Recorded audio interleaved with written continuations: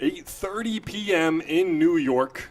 31 now. The latest we've started a game for sure. It's game 2 of a doubleheader against the Utica Blue Sox. The Blue Sox took game 1 final score 9-7. The Lumberjacks threatened late, but ultimately weren't able to put anything together. But now it's time for game 2. Kanias Spanky Davis is on the mound for the Lumberjacks. Been quite a while since he's pitched as he's been injured, but back at it, hopefully able to give the Lumberjacks a good start to game 2. They need it as they are now 5 games behind the Utica Blue Sox in the standings. Yeah, it hasn't been a great couple last games. The one last night and the game here was definitely better, but especially looking at some of those numbers, it's going to be impossible to win when you leave 13 men on base, strike out 12 times, and walk, as many times as you did on the other side of things. It's going to need to be a better performance here, and things are getting dire. It's Michael Flashner out here to start this game for the Blue Sox, but every win now, especially at this point of the season when you're this far back in the standings and fighting for playoffs, is going to be crucial. Yeah, I gotta say, striking out as much as the Lumberjacks are is definitely not the key to success, but what is the key to success is getting ahead of batters, as that's what Kanias Davis will look to do, fails to do so on the very first pitch of the game, misses outside to Michael Flashner, who was not in the lineup on game 1. 1-0, also misses outside, count runs 2-0. Lumberjacks switching things up a bit. Kanias Davis, the starting pitcher behind the plate, is going to be Seth Bischoff at first base. It's Carson Beatty yet again. 2-0 misses outside, 3-0 quickly. Second base is Jihad Guy, who hopefully knows how to play that position. Third base, Zeb Swingham, and it's the shortstop, Elijah Negron, back at it. 3-0's in there, 3-1. Yeah, we've seen Jihad Guy play at second. I think 5 of his last 6 appearances, he's been at the second base position. He also plays the outfield, but will hopefully have a better performance at second base today, as that's ball 4 on Flashner, a 5-pitch walk, as that one also goes to the backstop. Brings up Anthony Paratano, the leadoff hitter yesterday, 2 hours ago, I should say, but hitting second today. Also, he will not be playing the field. He's the extra hitter, as his Flashner is now shortstop for the Blue Sox. In left field for the Lumberjacks, Noah Reed. Center field is Bronx Lewis. In right field is Wyatt Lassiter. As for the Blue Sox side, Flashner just led off, took a 5-pitch walk. Goes Anthony Paratano, followed by Kevin Francella. First pitch in there for a strike. Then Xavier Smith, Jack Sweeney, Justin Levine, R.J. Tomei, Bowden Fernsler, a new name, Caleb Miller, playing his first PGCBL game, it seems. Lastly, Robbie Carvelli, the last spot. 0-1, grounded up the middle towards Negron, flips to second for 1, on to first, a double play for the Lumberjacks. Negron possibly could have turned it himself, but showing that Jihad Guy can play the position. The ground flashes the leather, and it's a double play. Good start for the Lumberjacks. Flashner's leadoff walk is erased. Yeah, way to turn 2 right there. That was a great double play, especially for Davis. We know he's on a pitch count going into this game because of some back tightness and some upcoming games that he has to play, and there's already going to be a meeting at the mound here, but good pitch right there to get 2 with 1. So there is some feel around the horn for the Lumberjacks. Again, it's Zeb Swingham at third, Carson Beatty at first, and Eli Negron at short. Those guys are staying out there. They were playing those same positions for game 1. Defensive substitutions include Jihad Guy at second, Seth Bischoff behind the plate, and Noah Reed in left. Will Hill gets game 2 off unless called upon. Harrison Haig on the bench as well, and the former backstop, Oliver Lawrence, also gets the day off. Here's Kevin Francella, who had a pretty good game against the Lumberjacks yesterday. I hadn't seen him. That was his first time facing off against the Lumberjacks, was yesterday's performance. Didn't play game 1 today. He's back at it for game 2. Takes a first pitch strike. Swings and misses, 0-2 quickly.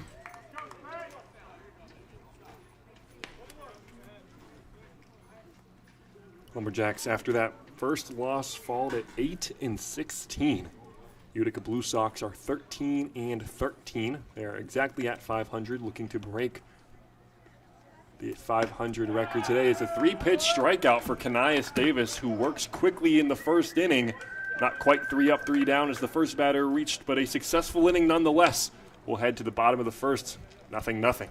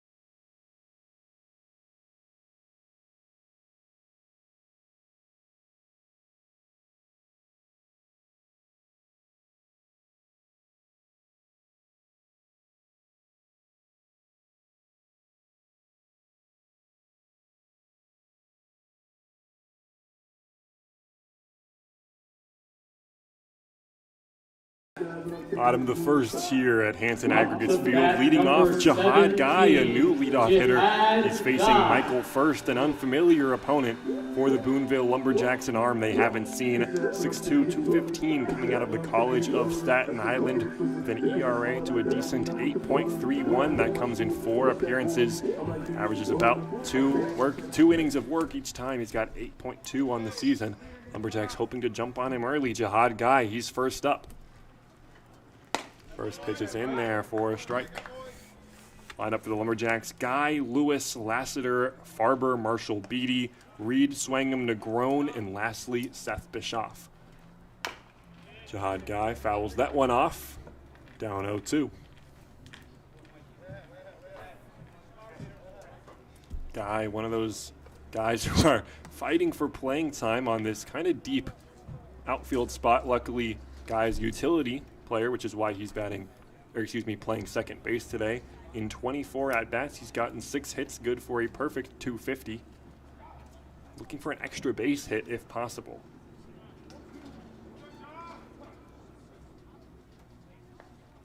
Has struck out 4 times in those 24 at-bats, so considerably less than just about everybody else on the team. That's 1 in 6 at-bats compared to some guys' 1s in 3. 1-2, fouled back. As the Lumberjacks lose game 1. A close game, but a loss nonetheless. They fall to last place in the East per the PGCBL standings, fall behind the Glens Falls Dragons. So it's an unfortunate go of things as that's 6 straight losses for the Lumberjacks. Guy fouls that one off yet again. Yeah, a couple good opportunities, though, in the coming days with even this game against Utica. You've got one tomorrow against Glens Falls here at Robert Smith Sports Complex at 6:45, and then another away game against Utica on Thursday. Just a lot of good opportunities to get back into that playoff race.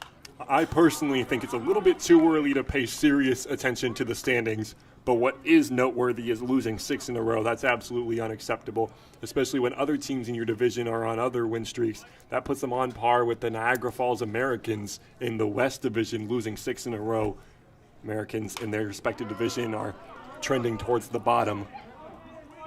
Lumberjacks need to perform better today, and my question, Evan, is more on the pitching. It's Spanky Davis to start, who luckily had a quick work of inning, but who can you see coming in after him if he eventually struggles? Yeah, we know that Tyson Harmon is going to come in and close this game no matter what, but in between there, I guess you're looking at Ian Farber, looking at Michael Clarkson, but you really need some big innings from Davis here. But on that 50 pitch count especially, it's going to be hard, and he's going to have to be efficient. Not visible on our broadcast, but behind the batter's box is Colin Glenn and Matt Helmer Jr. Helmer had a great inning of work today, did not allow a run. Colin Glenn, an available arm if the Lumberjacks need it tonight, but again, we're only in inning 1 of 7 as Guy takes fastball outside. Count moves to 2-2 now, making him work. He's fouled off a few already.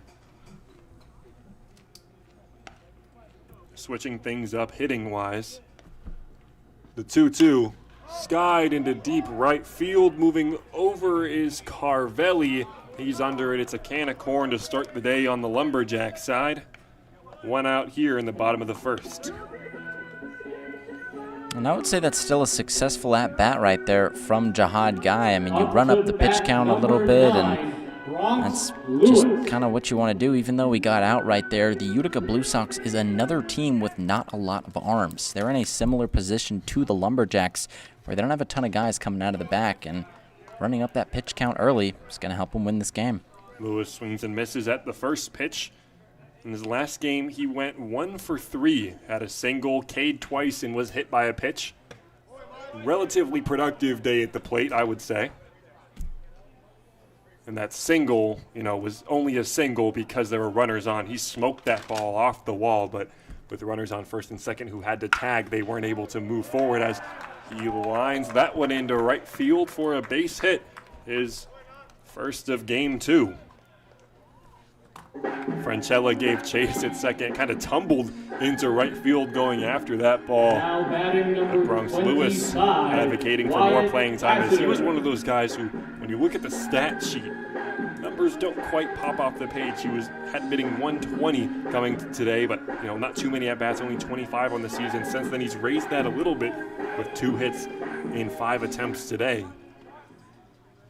Just a lot of numbers that when you're Coach Christian Griffin, you look at it. A lot of guys who are hitting under 200. Wyatt Lassiter, not one of them. One of the better hitters on the team. First pitch to him misses upstairs. Lassiter was hitting 269 coming into the day. He didn't have his best game 1. 0 for 3, reached on a hit by pitch in the bottom of the 6th. Swings and grounds 1-2. The second baseman Francella on to Flashner, the shortstop for 1, and on to first for 2. So it's a double play off the bat of Wyatt Lassiter. So it's 2 quick innings here at Hanson Aggregates Field. We'll head to the top of the second. 0-0 on both sides.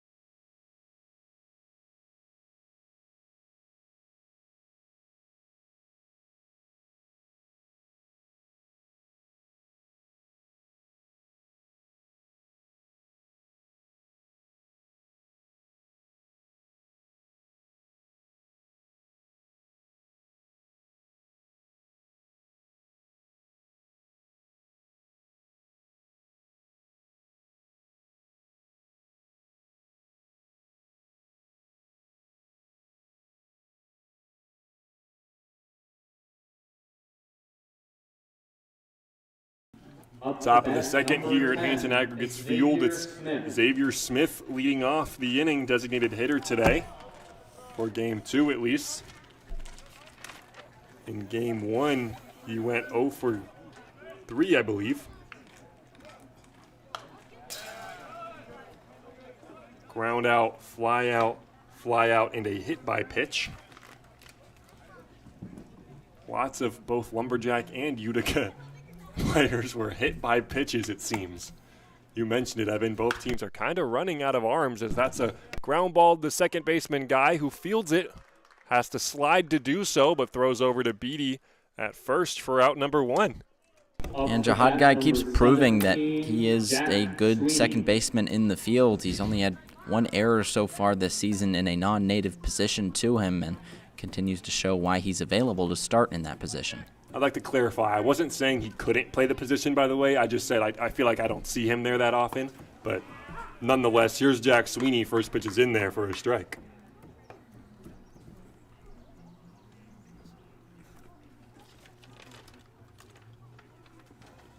Skies that one to right center field. That ball's hit really well, and that ball is off the light post. Jack Sweeney jumps on the 0-1 fastball and crushes it to right center field. Utica Blue Sox take the early lead. That ball got out of here in a hurry, Evan. Yeah, that one absolutely killed the right center field, and seems like everyone kind of knew that one off the bat. Yeah, Lassiter in right field kind of moved over. Bronx Lewis a little more generous with his courtesy trot. But no, he crushed that, man. There's no way around that. Utica takes an early 1-0 lead. And in these 7-inning games, any early lead is that much more important. Here, a home run in the second inning is equivalent of a home run in the 4th inning in a 9-inning game. Spanky Davis still has 1 out in the inning, just has to settle down and focus on the next guy. That's Justin Levine, another guy who was hit by a pitch twice in the last game, otherwise went 0 for 2 with a ground out and a fly out. Swings and misses, count moves to 1-1. Levine, the third baseman, the other third baseman will be Bowden Fernsler, who's in center field today. We've seen him play third, also short. He's in center. Otherwise, he often takes the DH or extra hitter position. Or at least that's what we've seen when he plays the Lumberjacks. 2-1 to Levine, misses downstairs. Count moves to 3-1.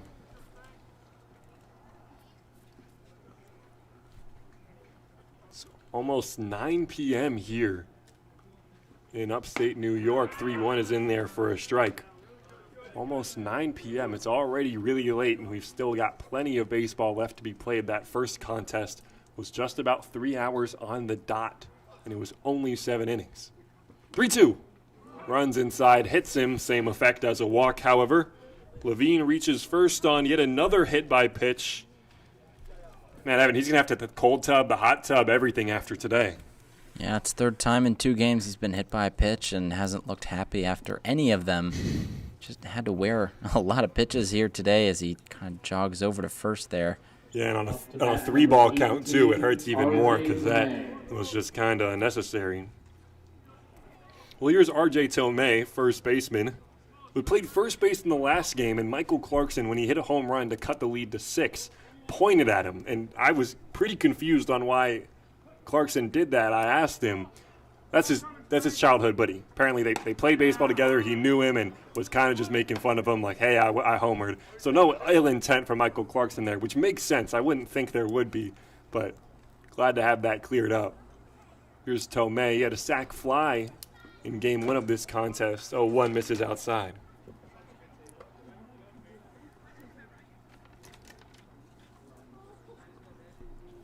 On first, it's Justin Levine. Jack Sweeney was the one who homered. That was his first against the Boonville Lumberjacks. Tomei hits that one, skies it into left field, but out of fair territory. Swangam moves over and gets under it for out number 2 here in the second. Up to bat, number 8. And they talked about that in between game 1 and 2 is just filling up the strike zone and making guys get out that way. I mean, we've seen it already with the Sweeney solo shot, but just filling up the zone, making them have to work for those hits has been working. First pitch to Bowden Fernsler, fouled back in our general direction. Fernsler, a guy who's kind of struggled against the Lumberjacks in the last 3 games. He hasn't recorded a hit, and in one of them, he was the last out on a day that he made 2 errors. Fouls that one off. He's quickly down 0-2. So in these back and forth games, oftentimes Lumberjacks look to Fernsler to try and get it out there, but he's caught some barrels, just gotten unlucky against this Lumberjack team, really. Here's the 0-2. Misses outside. Count moves to 1-2. And in another one, in a 4-3 contest, Tyson Harmon struck him out as the last out of the game. So it often falls down to him. Season series between the Blue Sox and the Lumberjacks is 3-3 as Kanias Davis gets him swinging for out number 3 here in the second. We'll head to the bottom of the second, but it was Jack Sweeney who sent one out of the yard here. 1-0 Utica. You're listening on the Lumberjack Sports Network.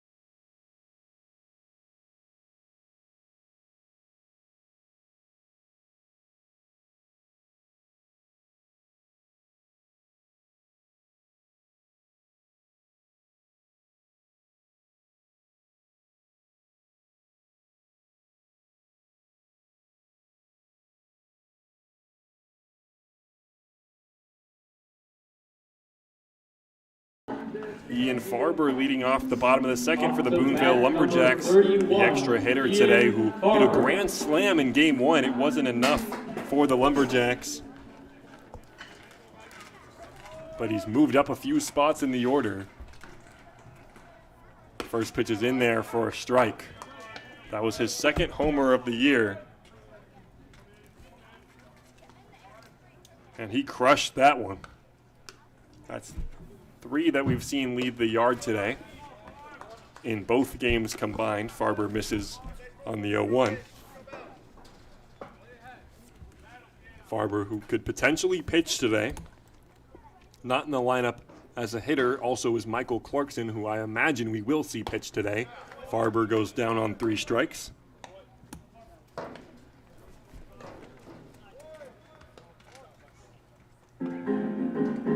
Here's Masai Marshall. Didn't play in game 1. The designated hitter today. Otherwise plays in the outfield. And something I noticed on Masai Marshall that I think is pretty interesting is that no matter the pitcher he faces, he's never fully back in the batter's box like everyone else is. Yeah, he does like to have that front foot way out in front.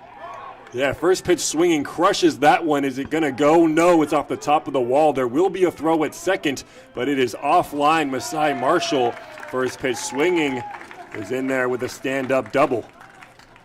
Great swing right there. That one was hit on a rope and deep into left field. Hit right off the bottom of the wall, right below the Capri Pizza sign. And great way to get a runner on early in this inning. Evan, you were at Capri Pizza before today's game. I was, yeah. What'd you get? I got the 2 meatballs and 2 slices of pizza with chicken and ham on it. You know, here's Carson Beatty, who plays for Kalamazoo College. another Kalamazoo member on the Boonville Lumberjacks. His name's Eric Shepard. He pitched yesterday. We were speaking to his parents prior to this game, and they said that they went to Capri Pizza on behalf of a discussion that we had just like this in the booth. Beatty first pitch swings, rolls over to the second baseman, Francella, who flips over to first in time. Beatty is the out number 2 here in the inning. But Evan, I gotta say, that makes me pretty happy that we recommended Capri to, some of the families here in the local area. Utica parents, if you ever come down here, I promise you it's pretty good. Yeah, I think I go there multiple times a week. It's always worth stopping at when we're down there. $2 slices. Can't beat that. There's Noah Reed. First pitch misses upstairs.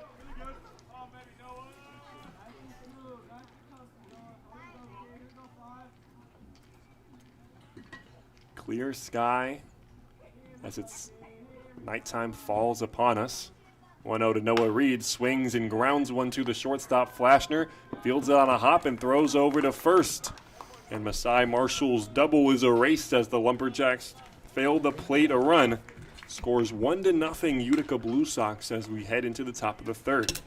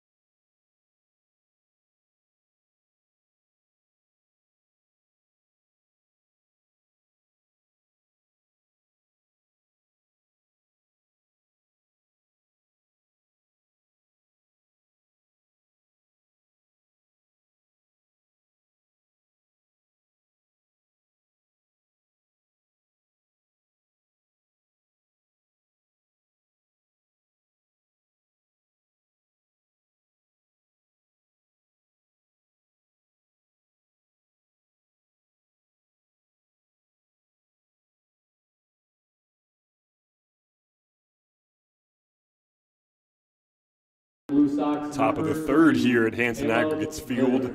Leading off the inning is Caleb Miller, the backstop for the Blue Sox today, and I believe he is making his PGCBL debut. No offensive or fielding statistics found, and seems like a new name that I haven't seen before.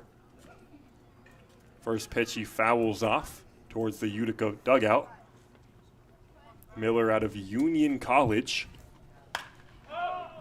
Skies that one into right field. Moving over to his right is Wyatt Lassiter. Can of corn for him. It's out number 1 here in the third. I've been this game flying by much quicker than game 1.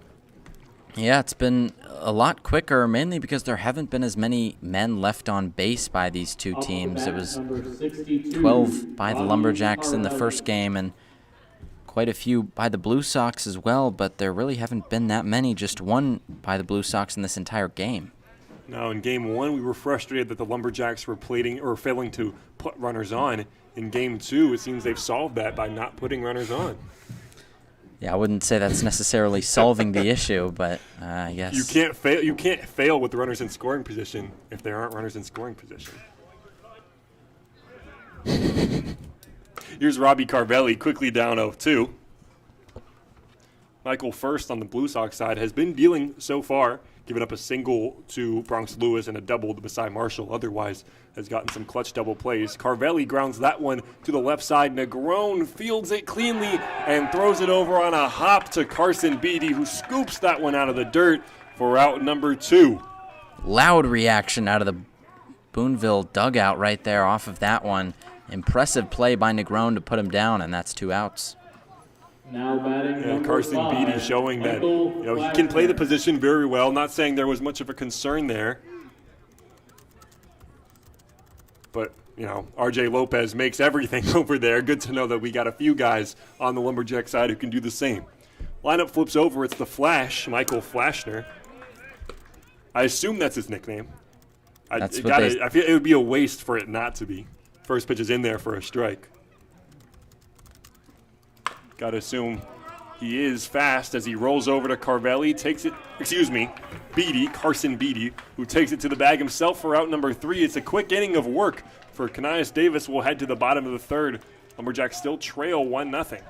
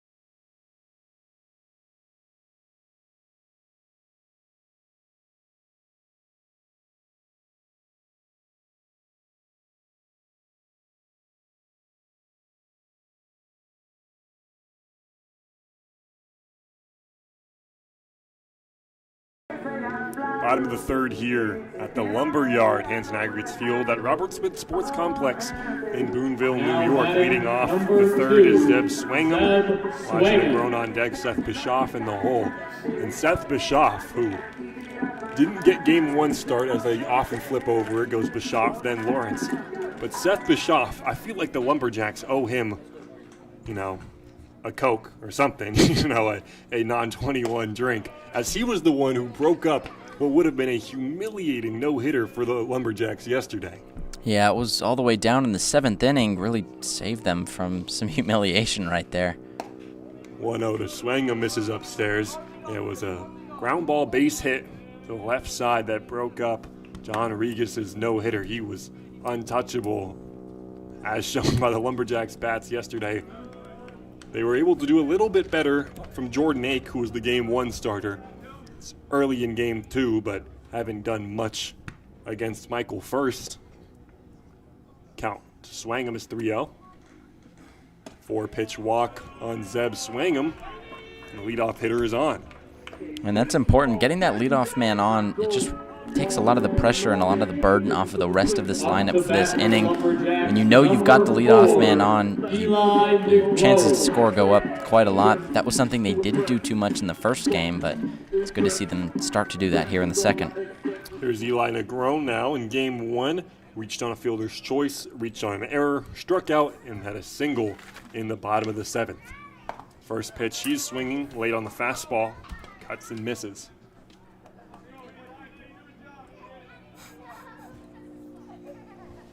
Eli Negron currently in the transfer portal from the University of Maryland Eastern Shore, looking for his next home. Likely a 4-year. Gotta assume at least he's a freshman, rising sophomore. Turned a double play earlier from Anthony Paratano. Sub Swingham on first. Here's the 0-1. Never mind. Goes back to Swingham. Nothing doing. The Lumberjacks don't steal very many bags at all. I feel like they have 30 stolen bases, but I feel like that's a inflated number because of passed balls and wild pitches and things of that nature. Negron swings and misses 0-2.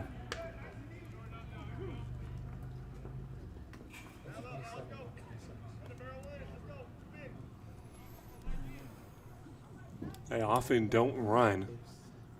It's kind of funny because last year this team had a player named Andy Perez who broke the entire PGCBL stolen base record. And this year, they don't steal very many bags at all. Yeah, it's been more of the small ball on the bunting side than the base stealing side for Christian Griffin's team because it hasn't worked out too well for them. 0-2. Grown goes down swinging, 3-pitch strikeout. And it will be Seth Bischoff's turn at the dish with one on. So Negron swung at all 3 pitches. Just not quite his best at bat. I'm not sure he made contact on any of them. Now batting for the Lumberjacks, number 27, Seth Bischoff. Here's Seth Bischoff swinging that bright blue A-Town big barreled bat. The barrel party first checks on Negron again. Negron, not the type to steal a base. I don't think he's slow. I just don't think he takes off very often. First pitch to Seth Bischoff misses outside. Bischoff hitting 185 on the year. That's 5 for 27, including a homer. Struck out 12 times in that span, almost half the time. Count moves 2-0. With that being said, Bischoff, probably the best defensive catcher on the Lumberjacks, has not allowed a single error in every game he's played there. And he's thrown a few guys out as well. 2-0. Swings and fouls that one back.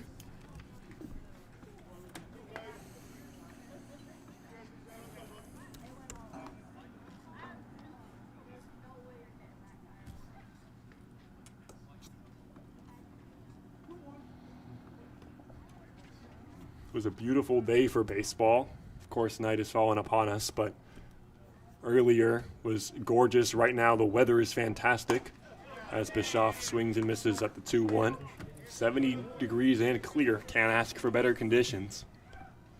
No rain. Seems like there's rain every day in New York, but none today, at least in the Boonville area. Checks on swinging for the 5th time. That one still hasn't gotten him.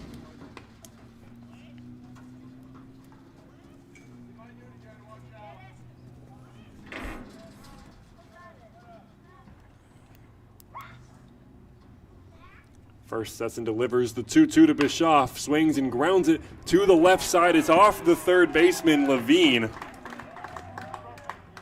He hit it hard. It was a tough play. They rule it an error on Justin Levine, the third baseman. Up to bat number 17, Jihad Guy. E5 the call. Was a tough play, but one that could have been made, and I'm sure first wishes that he fields that cleanly. A possible double play opportunity. Instead, the lineup flips over. It's Kanias Davis with 2 runners on. Excuse me, Jihad Guy. Kanias Davis led off beginning of game 1. It is now Jihad Guy. Davis is resting for game 2. Guy flew out to right his first time around. Left side of the infield has a decently sized hole. He almost finds it as he it's a double play. Zeb Swingham can't believe it. I don't know about that, but it was a back pick coming from the shortstop Flashner to get Negron, who didn't slide into second. I don't know, man. Evan? Yeah, I think he got him out right there. I thought that was an out. Well, it's called out number 3. It's a double play to end it. We'll head to the top of the 4th.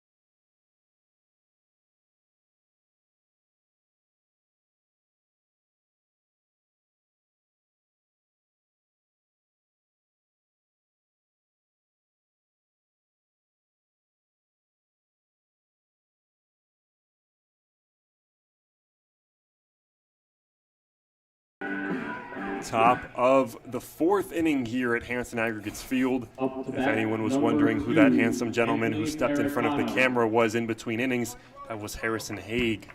The Lumberjack Australian has the day off unless called upon. It's Anthony Paratano leading off. He grounded into a 6-4-3 double play his last time around. It's Spanky Davis still on the mound, who's not hitting today. Or for game 2, I should say. First pitch is in there for a strike. He's been dealing out there on the mound. He's also, the more important part, I guess, has been keeping it close. He's got 2 innings where he's only faced 3 batters and only faced 5 in the other one. 0-1 goes to the off-speed, which gets Paratano to swing through it. Yeah, besides that home run given up to Jack Sweeney, it's been very clean pitching performance for Kanias Davis so far. 0-2. Misses that one. I think Kanias Davis is trying to go to the same spot, but even further out, Paratano spits on it. Count 1-2.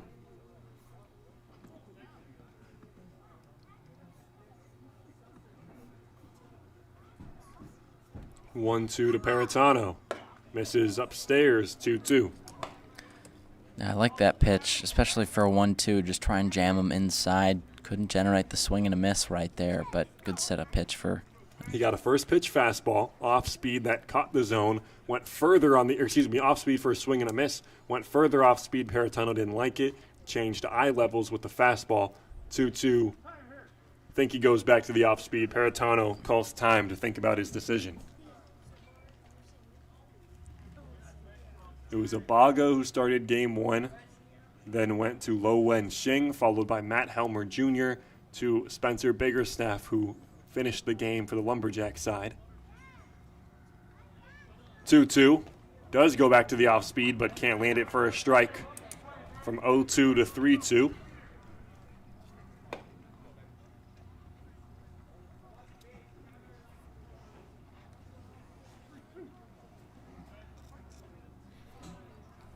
Lumberjacks and Blue Sox playing under the lights, pretty close to entirely pitch black. Or as dark as it gets, 3-2, fouled back, will do it again. Time in New York, 9:14 p.m. 3 innings of baseball left to be played. 4, I should say, as we've just started the top of the 4th.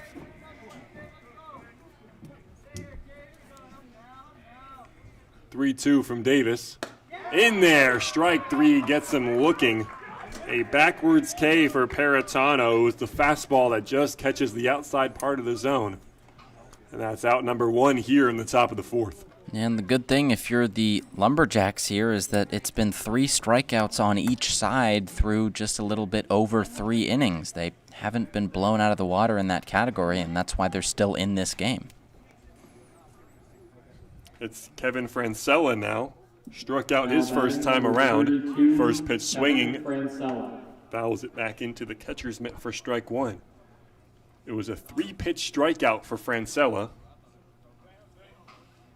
Spanky Davis starts him out, strike 1. Goes back to the fastball, counts 0-2. Francella on the verge of back-to-back 3-pitch strikeouts, courtesy of Spanky Davis.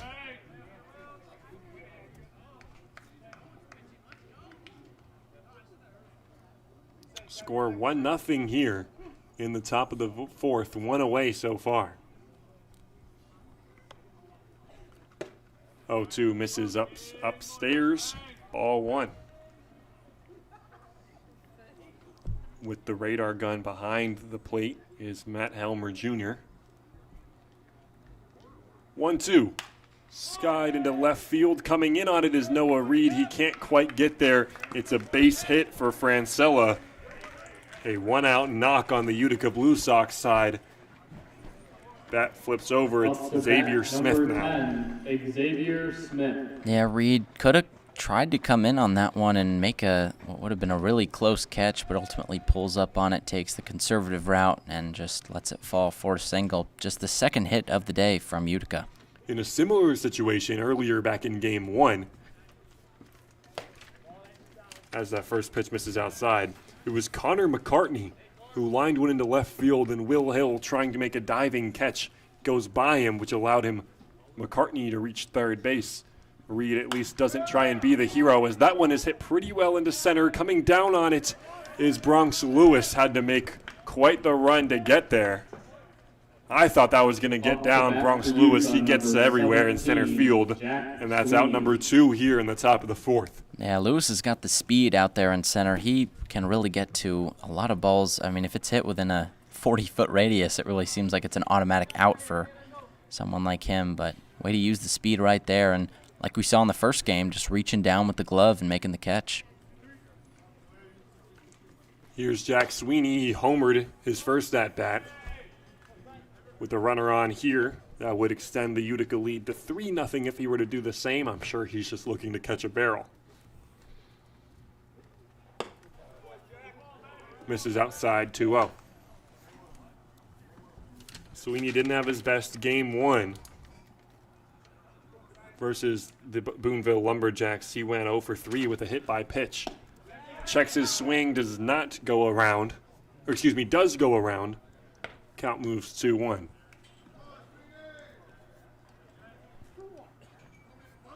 It's Francella on first, Sweeney batting. On deck is Justin Levine. Sweeney swings and misses, count moves to 2-2. And for these games that I feel like are always high scoring, the lowest scoring game was a 4-3 victory back on June 27th. Was also the Lumberjacks' last win. 2-2 misses outside. Yeah, they've struggled. They kind of looked at that last Utica game last night as maybe a reset, but ultimately got mercy ruled in that one. Just got to keep pushing forward and, take every game as it comes. 3-2 runs very far inside. That one looks like it hurts. Sweeney in some pain, as that was a fastball right to the numbers on a 3-2 count. I'm telling you, man, everyone leaves the ballpark in these matchups hurting. Yeah, and that one on a 3-2 count, I think Davis was just trying to spin the slider, maybe put that on the inside part of the plate, get a called third strike right there, but doesn't put enough spin on it, and it just runs outside.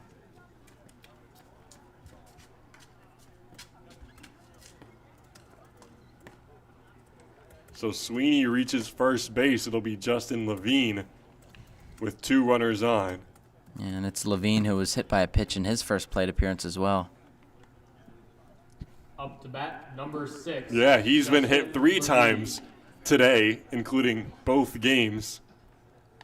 2 runners on. Davis hopefully does not do that here.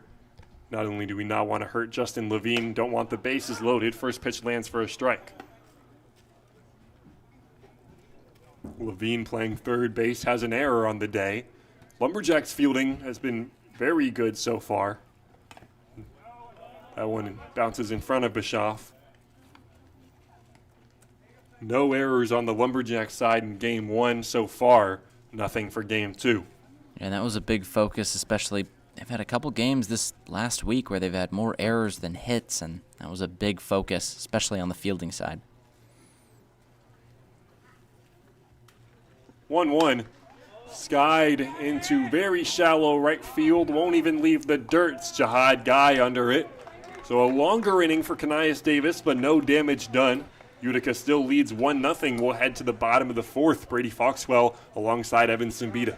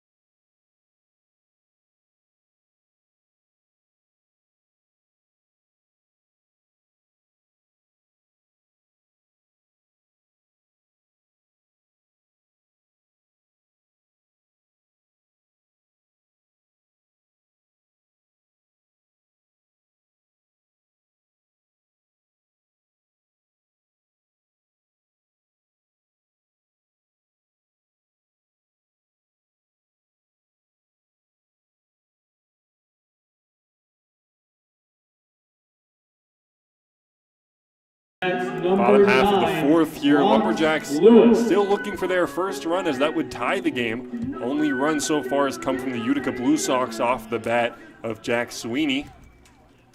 It's Bronx Lewis leading off the inning. First pitch in there, catches the top of the zone for a strike. And Lumberjacks was only 3 strikeouts through the first 3 innings. It's been better for them today than it was yesterday. Lewis fouls off his 0-1 offering. He's quickly down 0-2.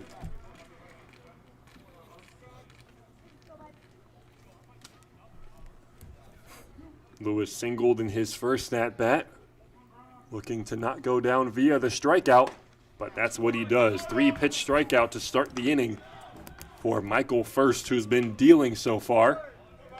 And they've got to really avoid those. I mean, that's been the key, especially going back to these last couple games. It's a good man to have up right here, though. Wyatt Lassiter, he is a guy who does not strike out too much.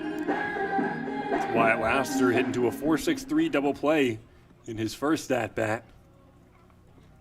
First pitch, he swings and misses through the fastball. Lumberjacks 8-16. That's a .333 winning percentage. Are in last place in the PGCBL East standings. Looking to change that. Just a win in Game 2 would put them back to 3 games behind the Utica Blue Sox. They were 3 entering the day upon a Boonville loss and a Utica win. Have since jumped back 2 games. Lassiter flies that one into right field. Scary sight as Carvelli fully runs to the right side, but just comes up before the wall in right field. Nothing but a foul ball. But it's always scary, man. There's not a lot of room on that right field side. Our camera doesn't fully show it.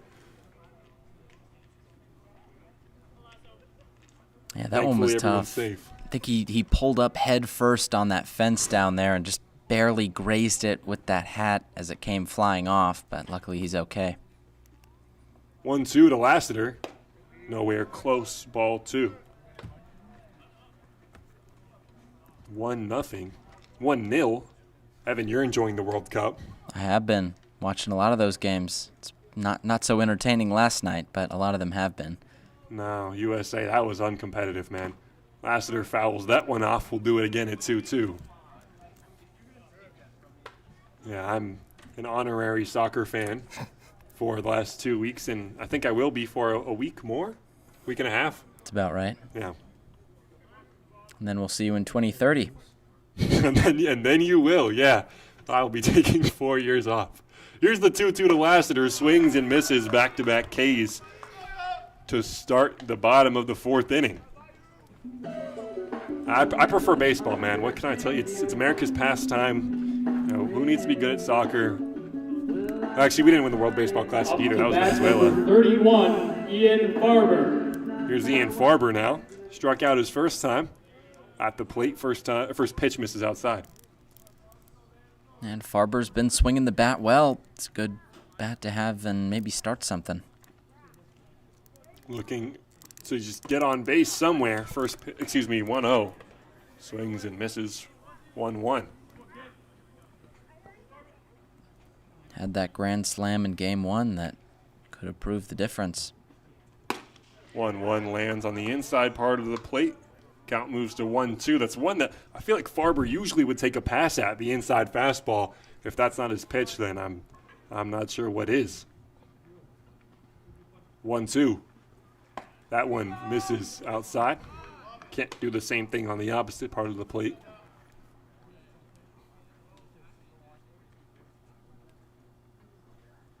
Lumberjacks only 2 hits so far. 2-2. Swings and misses. First strikes out the side, and we'll head to the top of the 5th. Game flying by. Utica leads 1-0.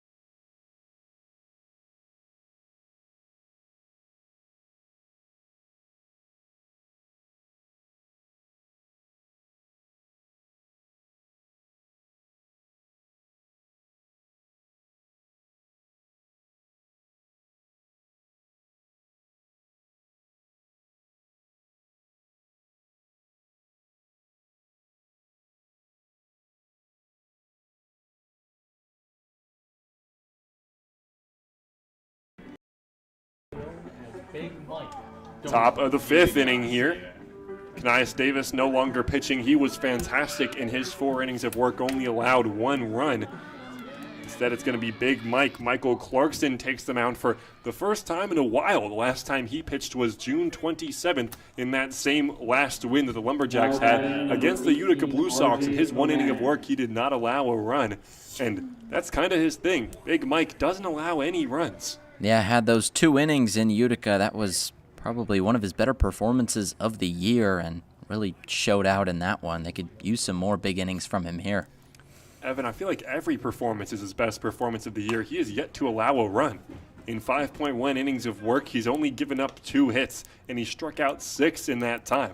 I know he likes hitting. He hit a home run earlier today, but, I mean, this dude, when you look at him, you see Michael Clarkson. I see Shohei Ohtani.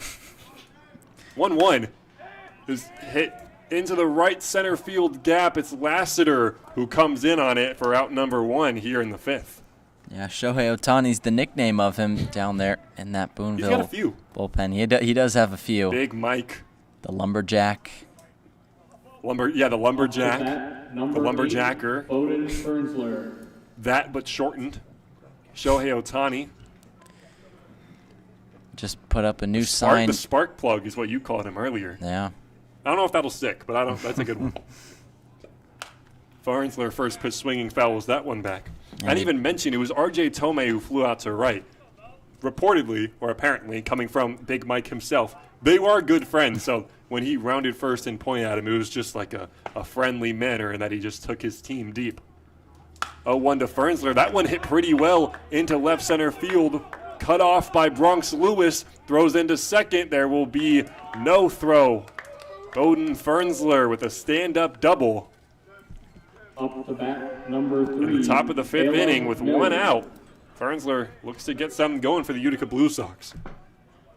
Yeah, that's how you started off right there. Still 1 out here and bottom of the order coming up, so it's a crucial period right here. If Michael Clarkson can get these last 2 outs before the lineup flips back over, that would be big, but it's a 1-0 ball game. Have to keep it close. Here's Caleb Miller, who flew out his first time around. This is just his second at-bat in the PGCBL in search of his first hit, first RBI, first everything. First pitch runs too far inside. Ball 1. And the one thing I haven't gotten too good of a look at is the new Michael Clarkson sign down that third baseline, which was just put up there earlier today. It says GOAT and Go Michael Clarkson. Haven't gotten the best look at it, but I have a feeling shortstop Eli Negron has something behind that sign. usually has a hand in anything Michael Clarkson related. I saw him taking a picture of it. Ground ball to the left side, swang him, fields it, throws over to first. That's out number 2 here in the 5th inning. Yeah, I feel like anything Michael Clarkson related, you can usually assume that Eli Negron had some part in it.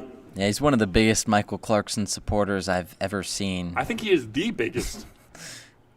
Surely, maybe Mr. and Mrs. Clarkson, as in like the parents, and soon to be Mrs. Clarkson, as in Michael Clarkson's fiance. Other than that, Eli Negron is at least top 5. Like he must be. He has to be. I don't think. I mean, I think he might even be up in contention with some of those people that you just named. That is true. Here's Robbie Carvelli. The first pitch is in there for a strike. 0-1 lands as well. It's 0-2. And that fastball's working really well for him today. If he can keep pumping that down the middle of the zone, that could get him out of this inning. Yeah, well, Fernsler jumped on the fastball, but here's the 0-2. Swings and misses. That's out number 3. A quick inning of work for Big Mike. We'll head to the bottom of the 5th. Lumberjack bats still silent, hoping to change that after the break.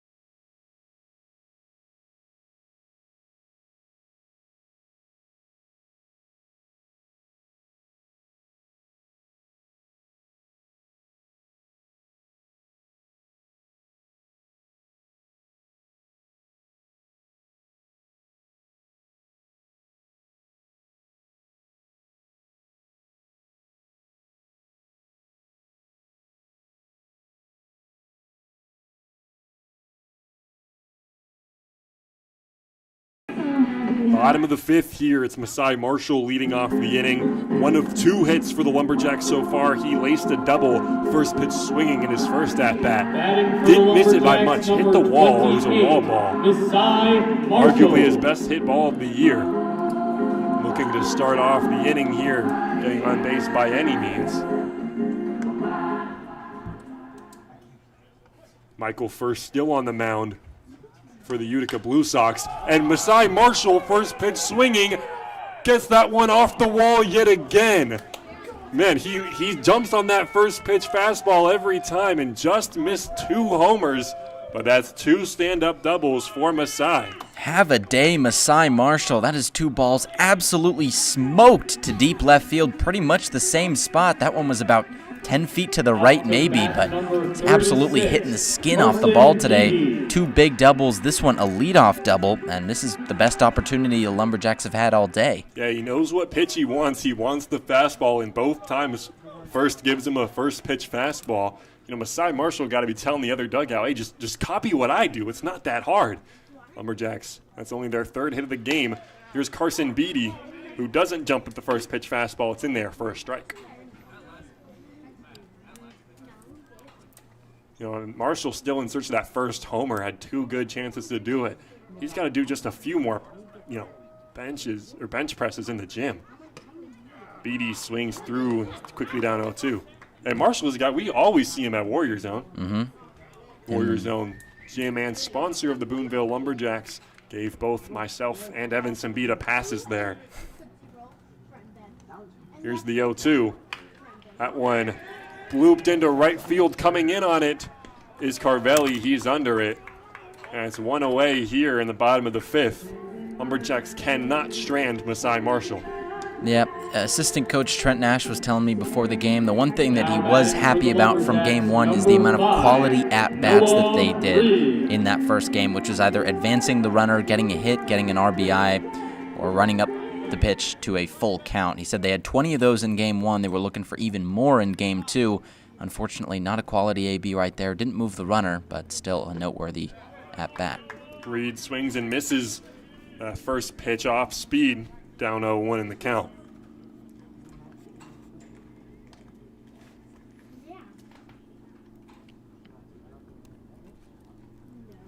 Reed looking for a base hit, could score Marshall. Ground ball, left side, but foul. Reed quickly down 0-2. And Reed, another guy we see every time I'm in Warrior Zone. I'm pretty sure Noah Reed is in there. Yeah, he's a gym rat for sure. Biggest dude on the team, at least a pure muscle.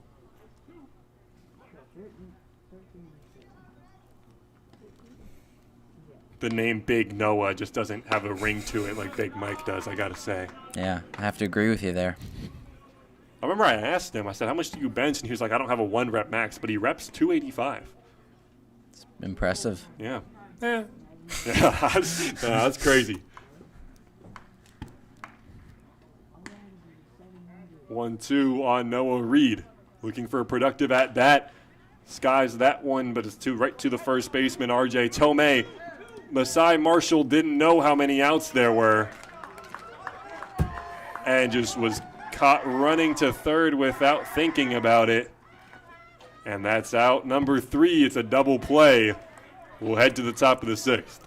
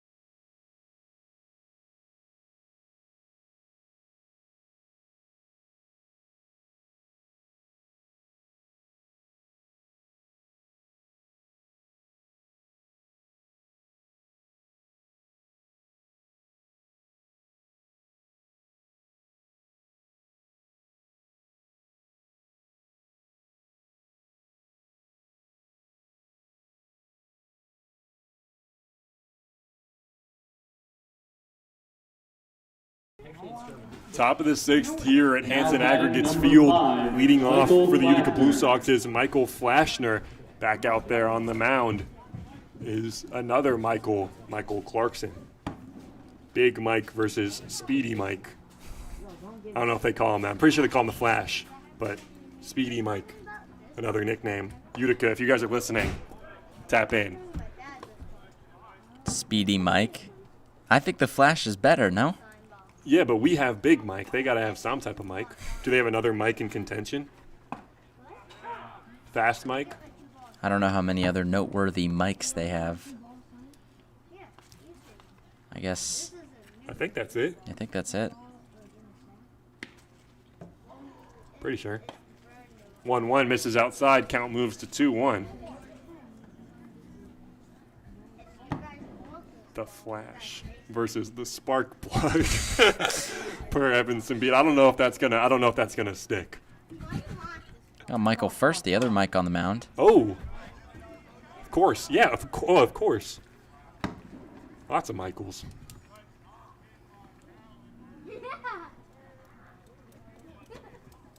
Flashner fouls off the 2-2 offering, or the 2-1 offering, excuse me. Count moves to 2-2. Swings and misses. Big Mike gets Speedy Mike.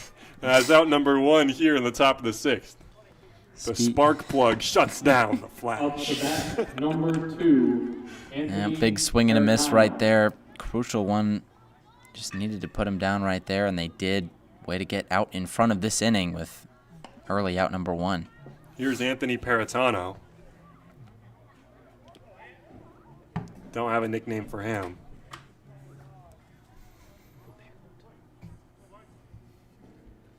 No, can't. I don't have anything. First pitch, swings and skies it to center field. Coming in on it is Bronx Lewis, and he's there. He gets to everything.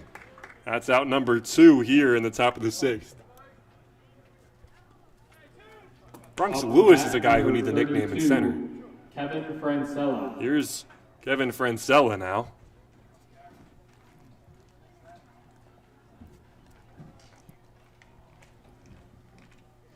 Playing second base for the Blue Sox today. 2 outs already. Let's see how Big Mike pitches him. First pitch. Behind him. Big Mike Clarkson looks at his hand. I think he lost control of that one. It's these off-speed pitches that these Lumberjack pitchers just haven't been able to really curve in today. It's another one that just slips out of the hand. Yeah, so the count 1-0. That one grounded to the first baseman. Beatty steps on to first. And it's a 1-2-3 inning for Michael Clarkson, who points to the heavens. We'll head to the bottom of the 6th. Lumberjacks still trail 1-0.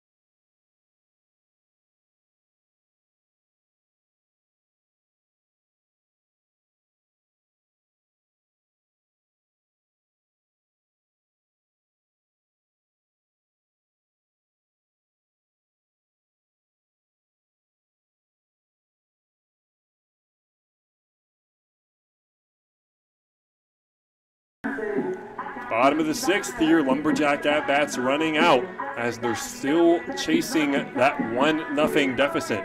New arm for the Utica Blue Sox, Brady Reardon. Correct me if I'm wrong, I believe that is the pronunciation. A kind of lanky guy, 5'11", 155, making his PGCBL debut. He'll have to do it against the likes of Zeb Swingham, Elijah Negron, and Seth Bischoff.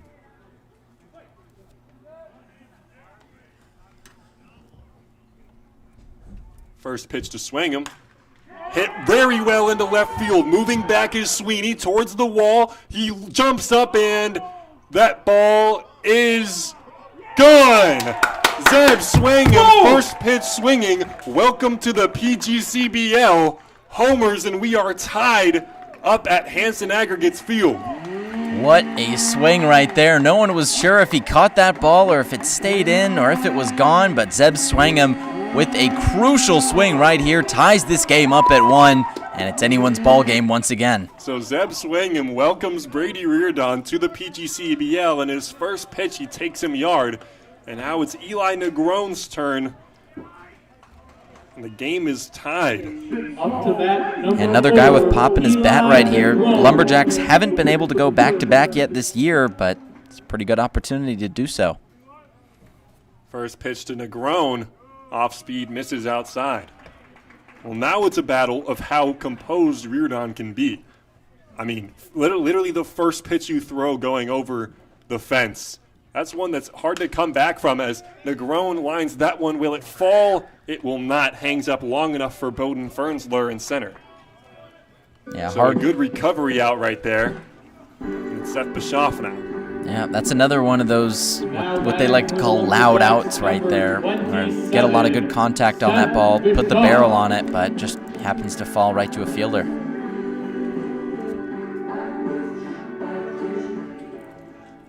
Seth Bischoff now. 0 for 1, reached on an error in his first at-bat. First pitch is in there for a strike. Yeah, Bischoff is usually good for a hit. He's had a hit in 6 of his 9 games played as a catcher this year. Swings and misses, quickly down 0-2.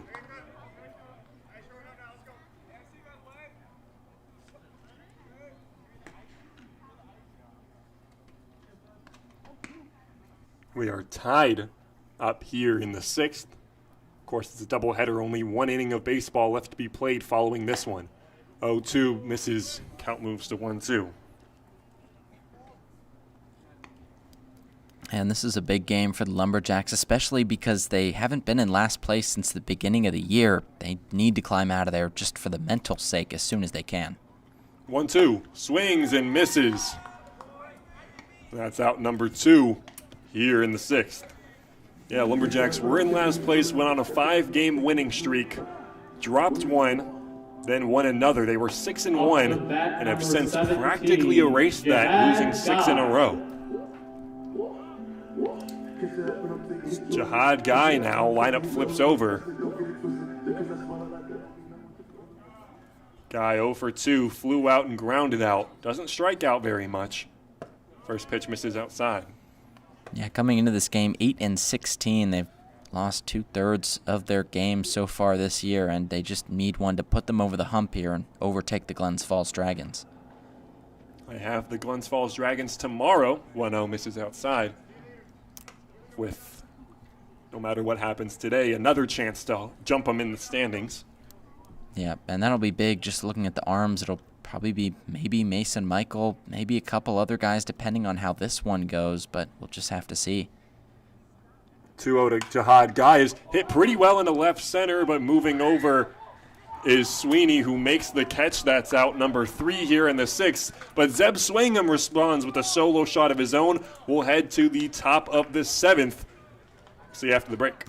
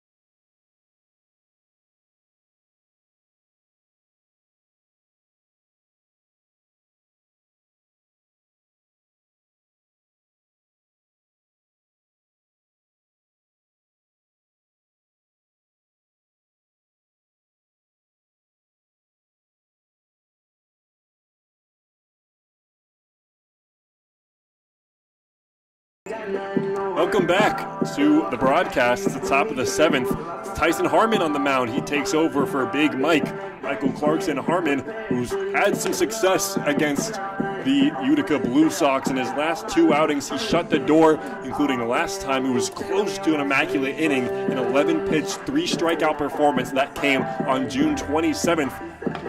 Looking to do the same right here. He's got Sweeney, Levine, and Tomei to start the top of the 7th. Excuse me, Smith, Sweeney, and Levine. Some of the premier hitters on the Blue Sox lineup. It'll be tough for Harmon, but he's the guy they come to for this reason. Yep, Harmon is the closer for this team. He's tasked with keeping it close and giving the Lumberjacks an opportunity to walk it off in the bottom of the 7th. Xavier Smith. It was clutch hitting from Zeb Swangham, who tied the game. On deck is Jack Sweeney. He's the only reason Utica had the lead. He took a solo shot earlier back in the 2nd. First pitch from Harmon. Smith looking for the fastball, fouls it off. Harmon an 8 ERA, but that's diluted from a Mohawk Valley performance and a earlier Utica Blue Sox performance where he had mop-up duty when the Lumberjacks were down arms. In closing positions, he's fantastic, 2 for 2 in save opportunities. Yeah, when he's in the right situation, there's no one better on this team to put out there than Tyson Harmon. Yeah, when they throw him in positions that aren't in his job description, that's where he struggles. Smith grounds that one over to Negron, gets a glove on it, but that's all he gets. It's a leadoff single for Xavier Smith. Yeah, obviously thinking a little bit ahead here, but if Harmon can keep it clean and then Lumberjacks don't score anything and we go to extra innings, then you really got to look around the bullpen and say, who do we throw now? I'm not sure the answer to that, Evan. It's a depleted bullpen. I expect Xavier Smith to take off for second at some point. First pitch to Sweeney misses upstairs. Maybe even throw Tyson out there for inning number 2 of work tonight if you need to. He's done it before. But that gets back into that mop-up duty situation. Harmon 7 appearances, 9 innings of work. 1-0. Misses outside 2-0. Utica looking to grab the lead here in the 7th. Boonville obviously trying to keep it clean. Tyson's the guy they go to when they need a 0. Here's the 2-0 to Sweeney. Foul back 2-1.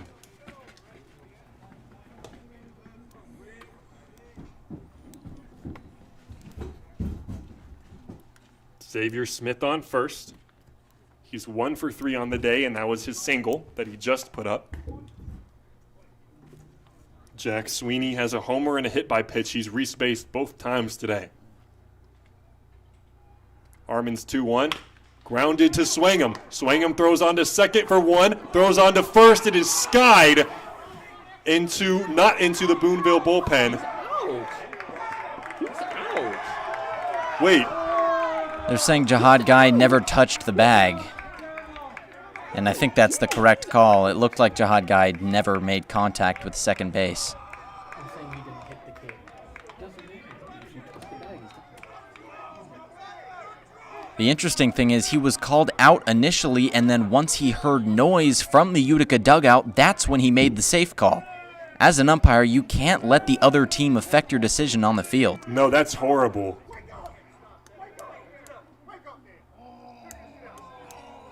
He was called out and then listened to the Utica dugout and let that affect his decision. That's absolutely horrible. For the original call to be out and then to listen to the other team's dugout and that make it affect the call on the field, can't have that happen.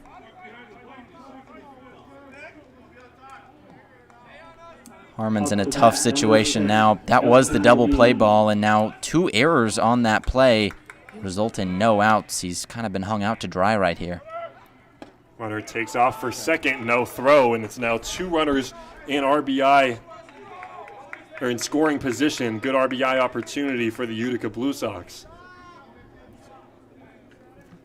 I don't think I've seen that ever before, that you call him out originally, and then upon hearing noise from the other dugout, go back and change your decision. I don't think I've ever seen that before.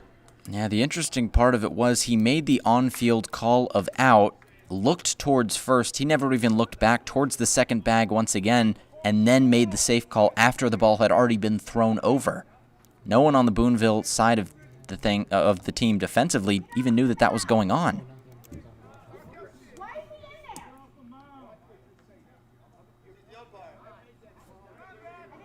And currently, the second base umpire is joining the Lumberjacks mound visit. And it looks like CG has been tossed from this game. And, I mean, it's hard to reason with him right now. I mean, that was a pretty ludicrous call. That is unlike anything I think I've ever seen. Harmon is up 0-1 in the count. But it's unbelievable, really. And he's staying in the dugout. Maybe he wasn't tossed in this one. Count to Tomei, 0-1. Pitch is bounced. Count moves to 1-1.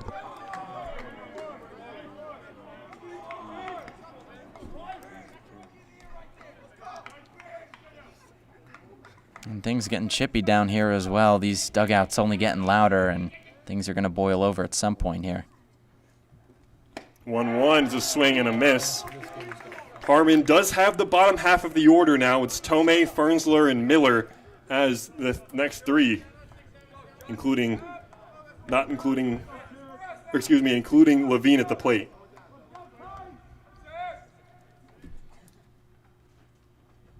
One-two is in there, gets him looking. Good answer from Tyson Harmon. Job nowhere close to done. He's got to go to Tomei now. Up to bat, number 18. Could have been out number 2 with a runner on first. Instead, it's out number 1 with runners on second and third. And it's Levine now. Hopefully another out for this Lumberjack team. Infield's in. Tomei with a swing and that ball gets down and gets past Noah Reed and left. Both runs will come in to score, and it's a double for R.J. Tomei. Blue Sox capitalize on an interesting sequence of events, and it's 3-1 Utica here in the 7th.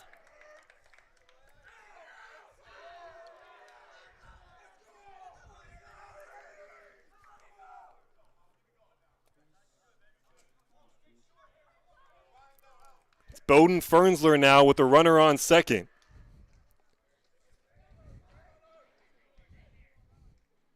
Man.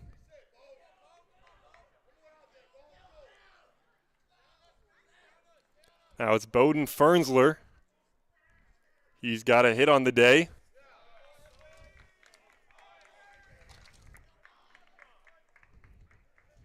One for two, doubled earlier versus Michael Clarkson.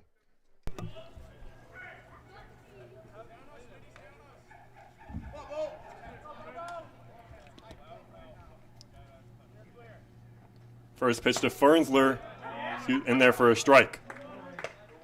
Count moves to 1-1.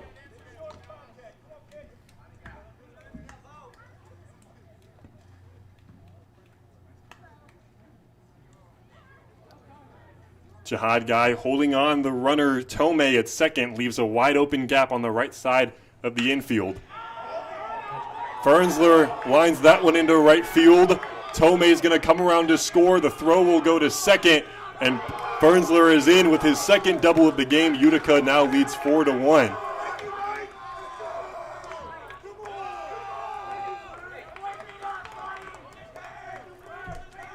Fernsler comes up big. Score 4-1. Number 3, Caleb Miller. Just an interesting sequence of events. What looked like out number 2 at second, what was called or excuse me, what looked like out number one, what was truly called out number one at second, was overturned off of vibes from the second base umpire.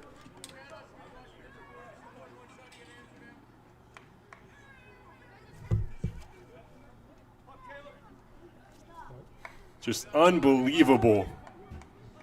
Utica now lead 4-1.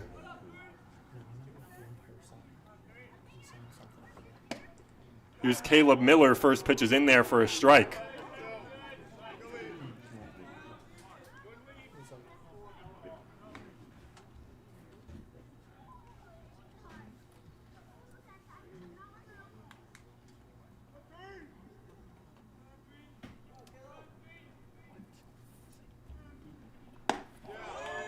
Oh, 1 misses outside. Count moves to 1-1.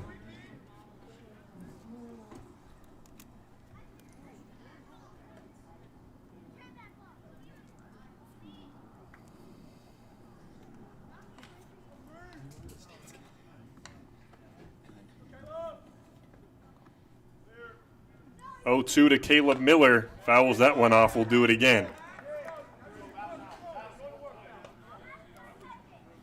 And Miller 0 for 2 today. He's the guy that you need to attack if you're Tyson Harmon out on the mound, especially with that runner out on second and the 10-hole hitter coming up next. This is where you've got to end the inning. Yeah, usually the Lumberjacks go after Bowden Fernsler. Instead, he comes up big. 0-2 to Miller. Lined right at the shortstop, Negron, who throws back to second and throws it into the outfield, which allows Fernsler to move to third. Not sure why Negron threw that one, but it's out number 2. So just got to focus on the guy at the plate. It's Robbie Carvelli now with a runner on third and 2 away here in the top of the 7th. And this inning should be over already. Unbelievable.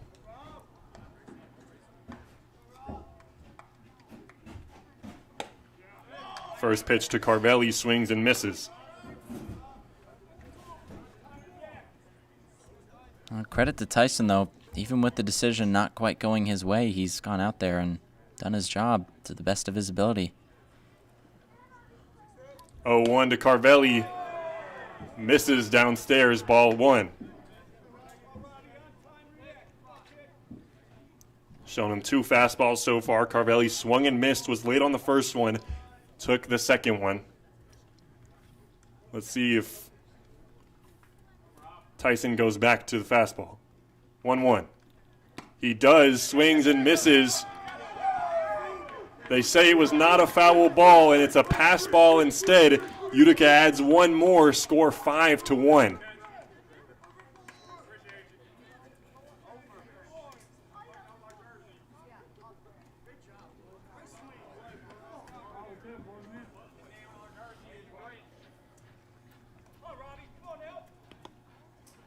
So a nightmare inning for the Boonville Lumberjacks.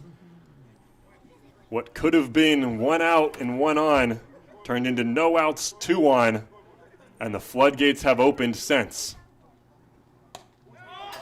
That one also goes past Bischoff. Count 2-2.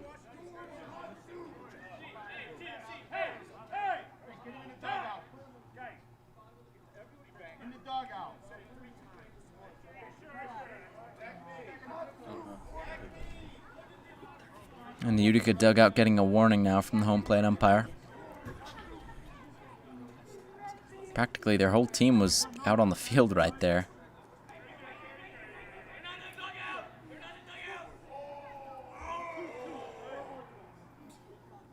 Counts 2-2.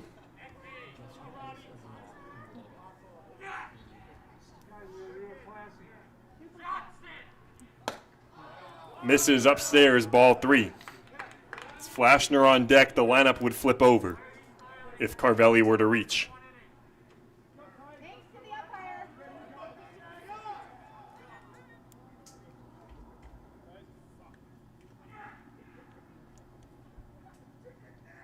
Three-two. Grounded foul. We'll do it again. And even the fans have Each side chirping back and forth now between each other.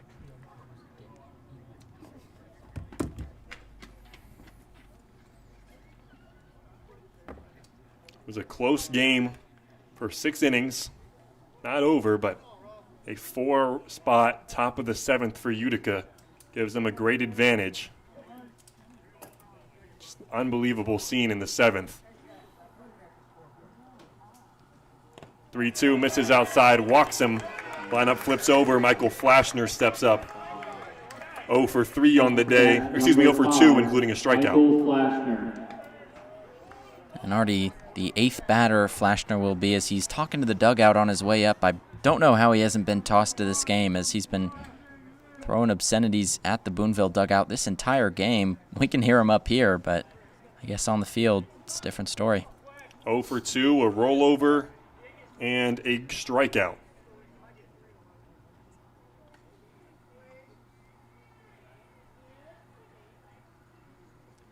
First pitch hits him. It's time for Paratano with 2 on. And he's still talking to the dugout. I don't know. They're just ignoring it down there. It's the off speed that just ran too far inside.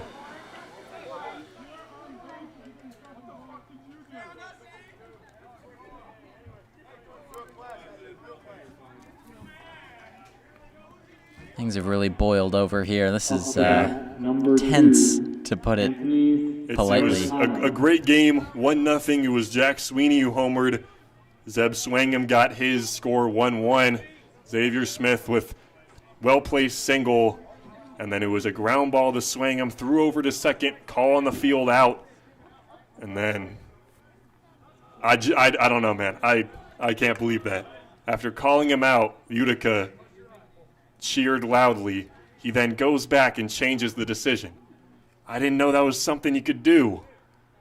So instead of 1 out, 1 on, it's 2 on with no outs, and since then Utica has piled it on.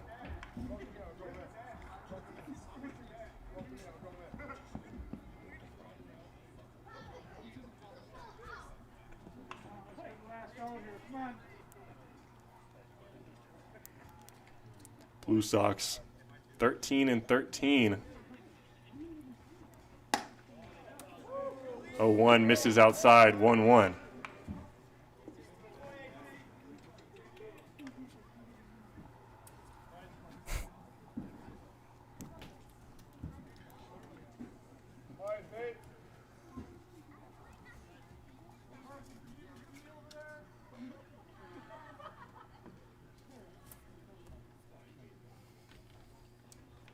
One fouled down the line. Count moves 1-2.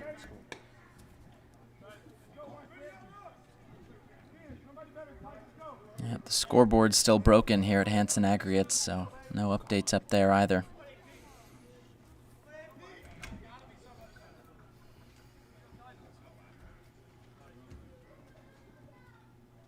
Paratano, the hitter, on deck is Francella.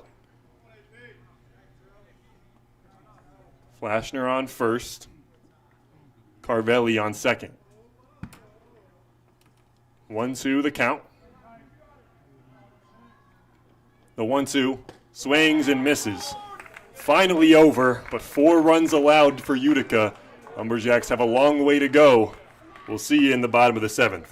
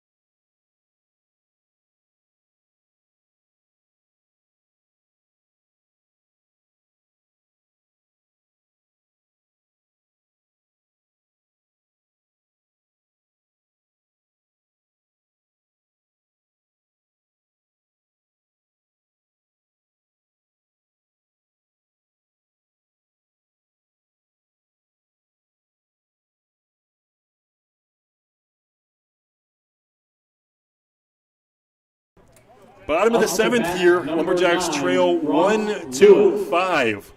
It was a nightmare top of the seventh for the Lumberjacks. It's Bronx Lewis leading off the inning. Crazy sequence of events. I assume everyone in here was there when it happened. Ultimately, Utica capitalizes, and they now lead 5-1.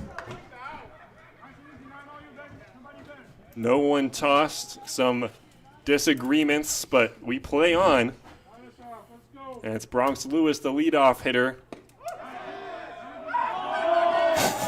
I can't believe what I'm watching. Oh my goodness. Anthony Catalano is on the mound for the Utica Blue Sox. And a pitch that is nowhere close. The home plate umpire calls a strike on the swing. Bronx Lewis. Oh my goodness, man. This is, wow. I don't. He was not close to swinging on that one. It I don't know didn't why look you to don't us. check with the other. I don't know why you don't just check with the other umpire. Yeah, it looks like he pretty clearly did not go there. Looks like he held up, but that's what the on-field call is. 1-2, swings and misses. Bronx Lewis is out. Goes down swinging. Lewis has some words for the home plate umpire. But that's it for him. One out here. Number 25, Wyatt Lassiter.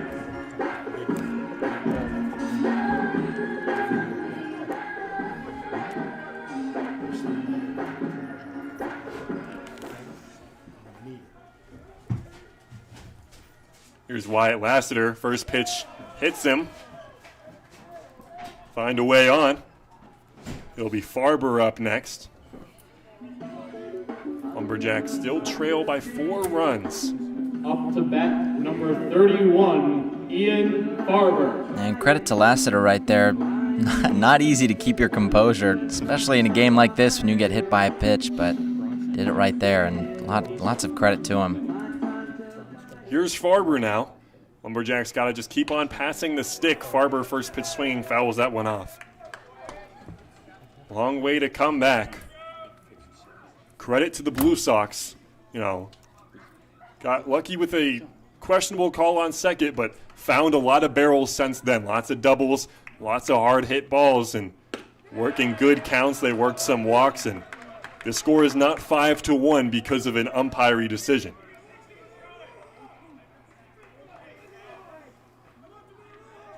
Counts 0-2 to Farber. Misses downstairs, 1-2.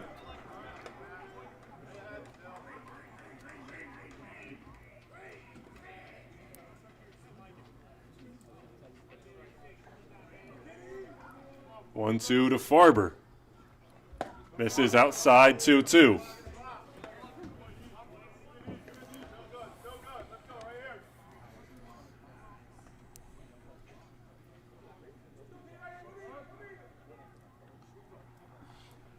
Swings and misses.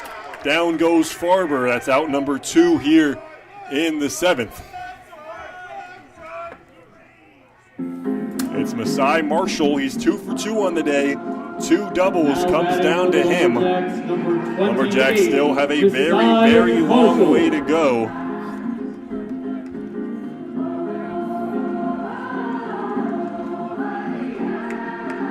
That's the wrong version of "your" in the chat. Marshall, 2 doubles. First pitch. This is downstairs.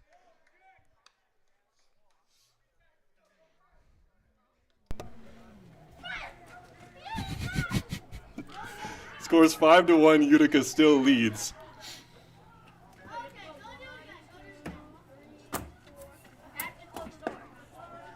One 0 misses. Counts 2-0 to Masai Marshall.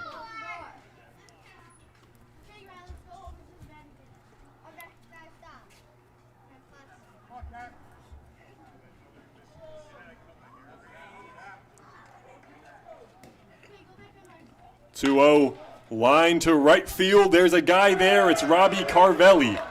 That's out number 3 here in the 7th. Utica Blue Sox sweep the doubleheader. Jonathan Tetzlav, who is in the military or going to be, and Matt Elmer come out kind of frustrated. Blue Sox. Oh, that's interesting.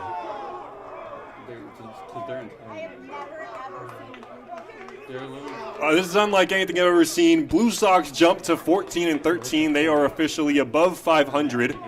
They are in the fourth Christian game Griffin's of the arguing with the PGCBL Utica standings. coaching staff as well. Everyone getting their money's worth here tonight, as it looks like to be a fierce talking to down there at home plate.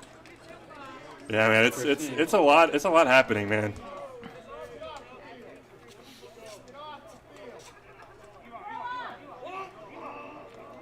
I mean, the Utica coaching staff completely lost control of their team. They've been spilling out of the dugout, yelling at players all game long. There's going to be a league review of this game. You can be certain of that. The office will be in contact with both of these teams. But it really does seem like, especially for an away game, for a team to act like this, and I know that we're biased coming from a Boonville perspective, but to come to another team's field and to act like this and not even get any repercussions for it is crazy, but can't blame them when they're not going to get punished. What my thing is, you know what I mean? If this was like the MLB or something, for sure. You know what I mean? Like I'm in New York. I probably shouldn't say this too loud, but I'm a fan of the Red Sox. You know what I mean? Like, so I root against the Yankees, and when they argue, I'm all for that. Bro, it's the PGCBL, the Perfect Game Collegiate Baseball League. Not even that, but three of these dudes from either team get drafted. That's a success. Like, you know what I mean? It's a lot of dudes who went 0 for 3. On both sides, bro. I swear. It's a lot of dudes who went 0 for 3 on both sides that are talking. And it's a lot of guys who play D2 baseball, with all due respect. It's a lot of dudes who play D2 baseball. Any ball is real ball, but I mean, you know, like, it's just interesting to me. PGCBL hoops, man. Well, interesting thing down there. Oh, we've got some players in the chat. Hey, guys, what's going on? These two teams do play again on Thursday. That one will be in Utica, and then they're back here at Robert Smith Sports Complex. That's on Sunday. That'll be the last time these two teams see each other in the regular season. Gotta hope maybe there's a playoff match. Yeah, that's there Christian as well. Cerrone, 5'6", 160 pounds, 333. Never mind, he can hoop. Anyways, scores 5-1 here. That's the final from Utica. Scores 5-1. That's it, Evan. I think we'll be back here Thursday. Be back here Sunday. Lots of more baseball to be played. PGCBL. This is the World Series. At least you would think so. But that's it. Thanks to everyone who listened. It was a pleasure having all you guys. Ton of fun. Lumberjacks. That's three straight wins for the Utica Blue Sox. They now lead the series against the Boonville Lumberjacks 4-3. Yeah, and I am interested to see what will happen, especially in the next couple days. The good thing for these two teams, I guess, is they'll have a long time to cool off down the latter half of the season. Obviously, past this week, they won't see each other, at least unless they match up in the playoffs. But lots to dissect here, lots to think about for both teams, and ultimately, at the end of the day, 2 Utica wins. Yeah. Still discussing on the field, that's Butch Russo, Christian Griffin, as well as the head coach for Utica Blue Sox. Evan, say what you want. I had a ton of fun here today. I mean, it is truly always a pleasure, whether we're here in Boonville or there in Utica. It's a ton of fun. I look forward to these games more than any others. You know, it's kind of funny. Lumberjacks fall to 8-17 now, but their wins often come at Utica. It truly is really fun anytime these two teams play here. While I don't fully understand the rivalry between teams in the Perfect Game Collegiate Baseball League, there is one nonetheless, and it makes for entertaining baseball. But I think that's it here from Utica. Truly, if you listen tonight, we thank you. Utica comes here again. It'll be Brady Foxwell alongside Evan Simbita. We'll be your hosts yet again. We love having you. We love the banter in the chat. It truly makes for an incredible experience. That's it for Utica. That's it for Utica Blue Sox versus Boonville Lumberjacks. Boonville, stay classy. Good night.